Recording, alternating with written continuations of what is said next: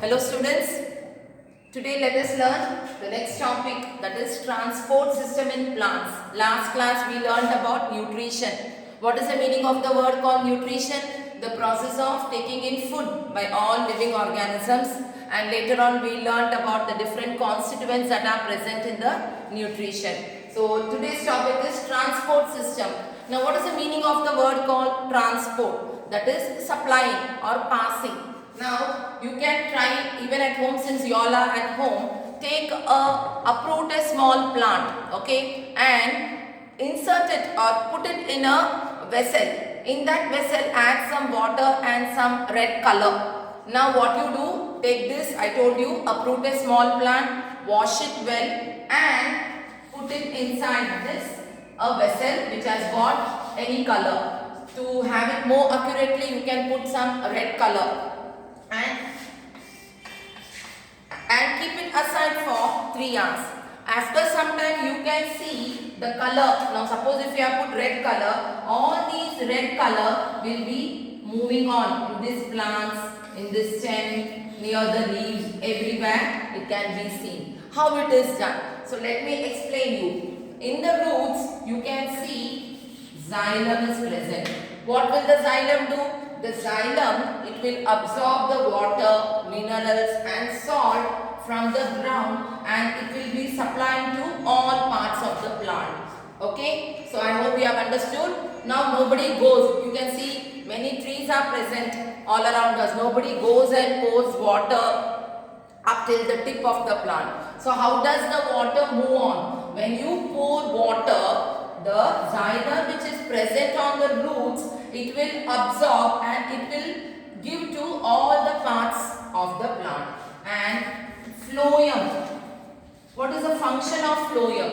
This phloem, it is present, xylem is present on the roots. Now the phloem, they are present on the stem. We have already learnt in earlier class what is the meaning of the word called photosynthesis. So what is the meaning of the word called photosynthesis? Plants prepare their food with the help of sunlight, water, chlorophyll and carbon dioxide. So the leaves will prepare, wherever the green color is there, the leaves, it will prepare food. Now what will the phloem do? The phloem will supply the food which is prepared by the leaves to all parts of the plant. So xylem and phloem together, they are called as vascular tissue. Now what is the function of vascular tissue? This vascular tissue can also be called as conducting tissue. So I hope you have understood what is the meaning of the word called xylem and phloem. Xylem supplies water, minerals and salt to all parts of the plant. Phloem, it will supply the food which is prepared by the leaves to all the parts of the plant. Right? I hope you have understood about the transport system in plants. Next topic we will be learning is biological fixation and atmospheric fixation. Now we all know leaves prepare their food. So with the help of sunlight, water, chlorophyll and carbon dioxide. So it will prepare glucose. Okay. So what is this carbohydrate made up of? Carbohydrate is made up of carbon, hydrogen and oxygen. What is the formula of glucose? Glucose formula is C6H12 and O6. So it is made up of carbon, hydrogen and oxygen. Now what are proteins made up of? Proteins are made up of carbon, hydrogen, oxygen and nitrogen. Now we all know nitrogen, 78% of nitrogen is present, and we all know proteins, that is the plants need nitrogen for their growth. But the problem is, it is present, these nitrogen, they are present in the gaseous form. But the plants cannot use the nitrogen which is present in the gaseous form. So how the plants will utilize the nitrogen? I told you plants need nitrogen for their growth. Then how will they utilize? So these gaseous nitrogen, it has to be converted into compounds. So this can be done by biological fixation and atmospheric fixation. Now let me explain you about the biological fixation. Have you heard about the leguminous plants? What is the meaning of the word called leguminous plants? See, I will tell you an example. Groundnut or peas. So those that are present inside the shell which has got legumes. Okay, so you can see when you open a groundnut, you can see a shell-like structure is there, and inside you can see that groundnut, that is called as pods. So these are all called, that is groundnut, peas, tuber, they are all called leguminous plants. If you have leguminous plants all near you, you can just uproot a small plant. Actually, I don't have now. So when you see the roots of these leguminous plants, you can see one small round structures are present. These small round structures, they are not nothing but they are nodules. It is called root nodules. Now, there is one bacteria called Rhizobium bacteria. Now, what is the function of the Rhizobium bacteria? It will absorb the atmospheric nitrogen and it will be getting converted into nitrate. Now, when it is converted into nitrate, the plants can absorb. What did I tell? Normally, nitrogen is needed for their growth, but these nitrogen, they are present in the gaseous form. Plants cannot use, so it has to be converted into a compound form. Now I told you this Rhizobium bacteria which is present in the root nodules, it will absorb the atmospheric nitrogen and it will be getting converted into nitrate. Now what is nitrate? It is a compound. So in this way, plants like this, any plant, it will get nitrogen. But it is done by which plants? It is done by leguminous plants. I told you what is the meaning of the word called leguminous plants. It has got pods, okay? They are called leguminous plants. And if you see the roots, you can see nodules are present on the roots. So they are called leguminous plants. So I hope you have understood about biological fixation. Next one I will tell you about atmospheric fixation. Now, normally during rainy season, we can hear thunder or lightning we can hear. So what happens? The atmospheric nitrogen, it will react with oxygen in order to form nitrate. And later on, these, or you can tell, see I will explain you, during lightning or thunder, what happens? I told you normally nitrogen, it will be present only in the gaseous form. So this atmospheric nitrogen, it will react with oxygen which is present in the air and it will be converted into nitric oxide. Now this nitric oxide, again it will oxidize with, now what is the meaning of the word called oxidize? It will react with oxygen. So when it reacts with oxygen, it will form nitrogen dioxide. Now this nitrogen dioxide which is present in the air. So I told during lightning and thunder. What happens during lightning and thunder? Rain falls, is it not? So rainfall, it is nothing but water. So this nitrogen dioxide, it will react with water in order to form nitric acid. So these will fall on the ground naturally. On the soil when it falls, plants absorb it. So finally, what I said, nitrogen is needed for the plants. They are in the gaseous form. It has to be converted into compounds. So in this way, plants can get the nitrogen for their growth. So I hope you have understood about the transport system. You have understood about the biological fixation and also you have understood about the atmospheric fixation.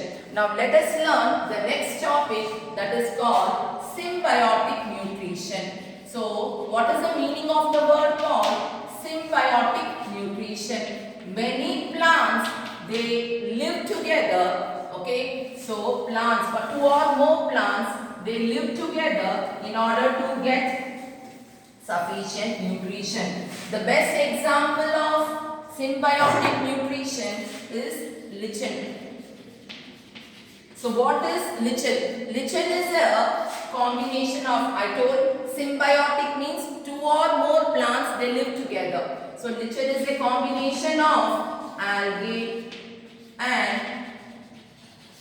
fungi. Now they live together, and algae gets from fungus mineral, water, salt, etc. So, and in turn fungi gets from algae the nutrition, that is food. So both are benefited. So algae gets some benefit from fungi and fungi gets the benefit from algae. So what is the meaning of the word called symbiotic nutrition? Two or more plants, they live together and they get their requirement. So the best example is lichen, where it is a combination of algae and fungi. So I hope you have understood about symbiotic nutrition. Now let me explain you about the next topic, that is heterotrophic plants. The next topic is heterotrophic plants.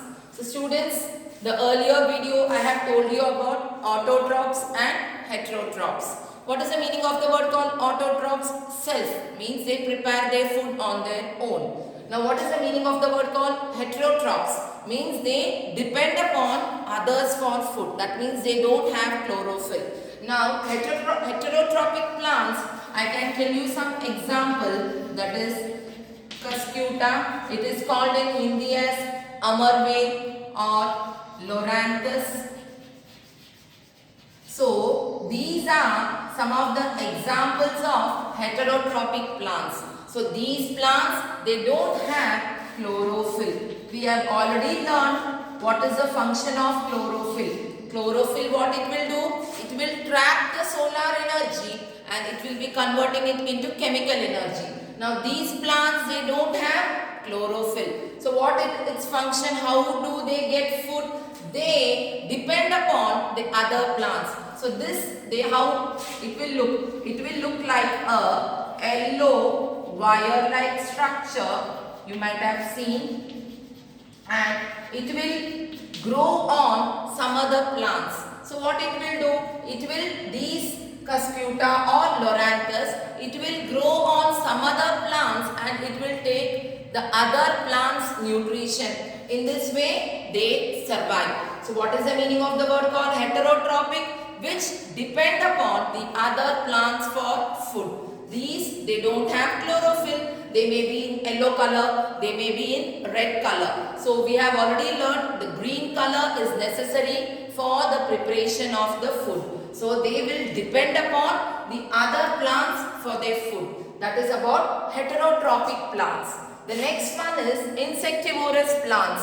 Now the example of insectivorous plants, Drosera, Venus flytrap and pitcher plant. Normally we have learned that plants need nitrogen for their growth. But these plants, they grow in a place where there is low nitrogen or nitrogen deficiency. So how do they grow then? You might have seen, or please see in your textbook, the picture of Drosera. So how does it look? These plants, the leaves, it will look like a flower-like structure and it will be brightly colored. Now you can see the picture here in your book here. See, it is in page number 29. So they have got a flower-like appearance. The leaves are brightly colored and flower-like appearance, and they have got hairs. Now these hairs, they secrete a sticky substances. Okay. So what happens? Now any insect, normally insects comes to suck the nectar from any flower. Now since this is brightly colored, insects mistake and they come to suck the nectar. I have already told you they have got hairy structure and on the hairs sticky substances are present on it. So when any insects by mistake thinks that it is a flower and it comes to suck the nectar, these, they will trap it and they will have their food. As it is, I told you, it is insectivorous. It will eat the insects. So this was actually discovered by a scientist called John Burmani.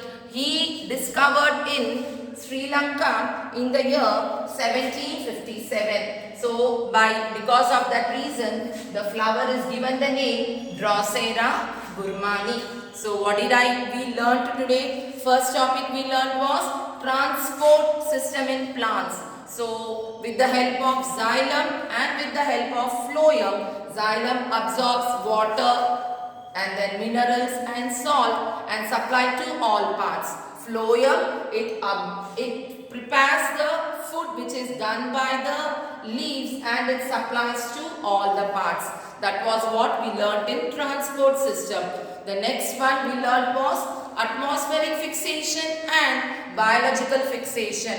I told you nitrogen are needed for their growth, but these nitrogen, they are present in the gaseous form. It has to be converted into a compound. So it is done by microorganism. What is it? I told you it is rhizobium. There is also one more bacteria that is called Azotobacter. So these microorganisms, they will convert the gaseous nitrogen into the form nitrate so that plants can absorb. And the next one I told you was heterotrophic plants. So what is the meaning of the word called heterotrophs? They depend upon the other plants for their food, and the example is Cuscuta and Loranthus. So they don't have chlorophyll. They may be in yellow color or in red color other than green color, so that they depend upon the other plants for their food. And the last one what just now I taught was insectivorous plants.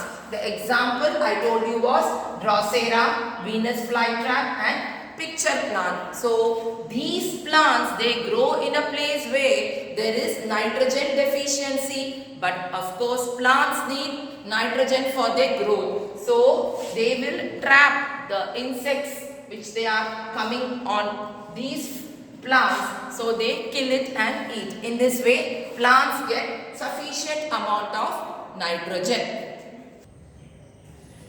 The next topic is saprophytic plants.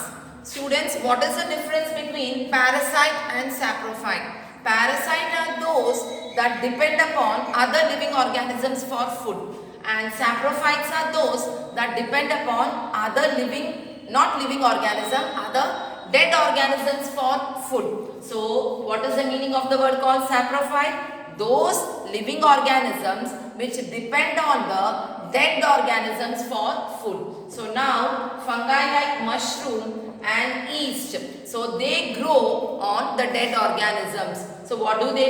They secrete enzymes. So they secrete some juices where it will break down and it will be getting converted into carbon compounds. So what is the meaning of the word called saprophytes?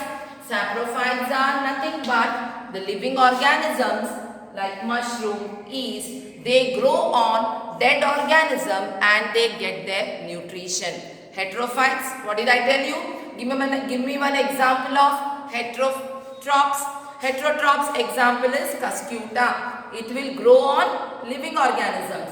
Saprophytes are those that will grow on dead organisms. So students, I hope you have understood about saprophytic plants. Example is mushroom and yeast. What they will do? They will grow on dead organisms and they will obtain their nutrition. How do? They secrete some enzymes, and because of that it will be getting converted into carbon compounds.